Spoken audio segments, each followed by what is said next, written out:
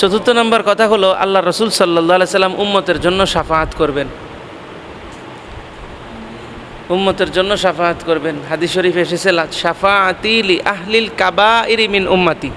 নবীজি সাল্লাল্লাহু আলাইহি সাল্লাম বলেছেন, আমার শাফাআত হলো আমার উম্মতের মধ্যে যারা কাবীরা গুনাহ করে ফেলেছে তাদের জন্য।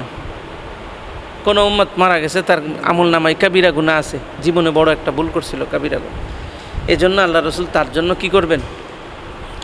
সুপারিশ করবেন, শাফাআত করবেন।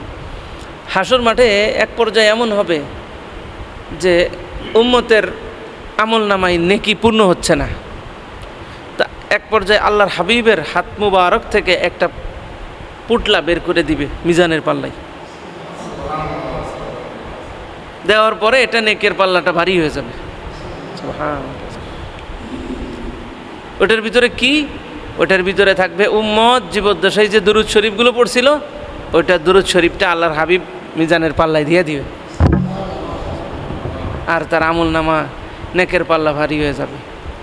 এজন্য সবসময় খেয়াল রাখা উচিত যে আমার কোন কাজটায় একটু সওয়াব আমি বেশি লাভ করতে পারবো, কারণ যার সওয়াবের পরিমাণ বেশি সে আল্লাহর নিকটবর্তী বেশি, ক্ষমার একবারে দ্বার প্রান্তে, জান্নাতের একদম খুব কাছে যার সওয়াবের কাজগুলো বেশি। আর যার বদ কাজগুলো বেশি, গুনার কাজগুলো বেশি, এই কাজগুলো প্রিয় বেশি, সে ঠিক তদ্রূপ জাহান্নামের খুব নিকটবর্তী, আল্লাহর রহমতের খুব দূরবর্তী। আল্লাহু আকবার। তাহলে আল্লাহ রসুল সাল্লাল্লাহু আলাইহি সাল্লামের উপর আমরা যেন বেশি বেশি দরুদ শরীফ পাঠ করতে পারি, বলেন আমিন। দরুদ শরীফ পড়ি একবার, আল্লাহুম্মা সাল্লি আলা সাইয়্যিদিনা ওয়া নাবিয়িনা মুহাম্মদ সাল্লাল্লাহু আলাইহি ওয়া সাল্লাম।